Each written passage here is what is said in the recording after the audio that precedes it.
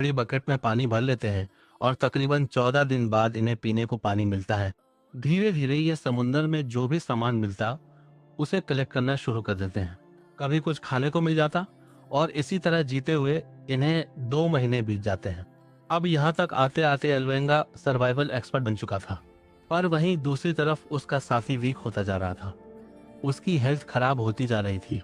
उसने खाना पीना बंद कर दिया था, जिस वजह से उसके शरीर में जान नहीं बची थी। अपने इस सफर में ये दोनों एक दूसरे से प्रॉमिस करते हैं कि अगर दोनों में से कोई भी जिंदा बचा तो वो दूसरे की माँ से मिलने जाएगा और बताएगा कि सॉरी, मैं ठीक से गुड बाय नहीं कह पाया, लेकिन मैं ऑलवेज तुमसे प्यार करता हूँ। कर्डोबा और एल्वेंगा की जिंदगी ऐसे ही बीत रही थी कि एक दिन कर्डोबा शांत हो गया।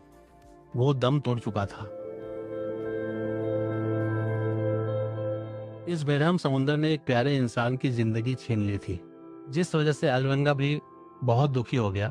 अभी तक का सफर दोनों एक दूसरे के सहारे काट लेते थे।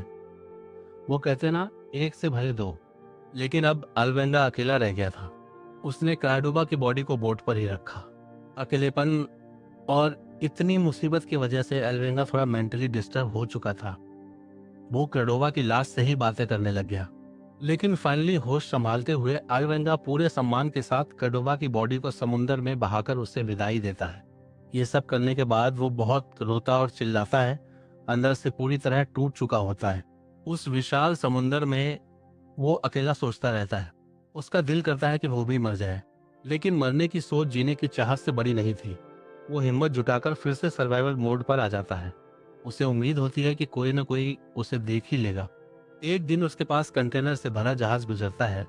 एल्वेंगा सोचता है कि शायद अब उसे इस दर्द से छुटकारा मिलेगा, लेकिन वो जहाज इतना बड़ा था कि छोटी सी बोट को देख न सका और उसके बगल से ही गुजर गया।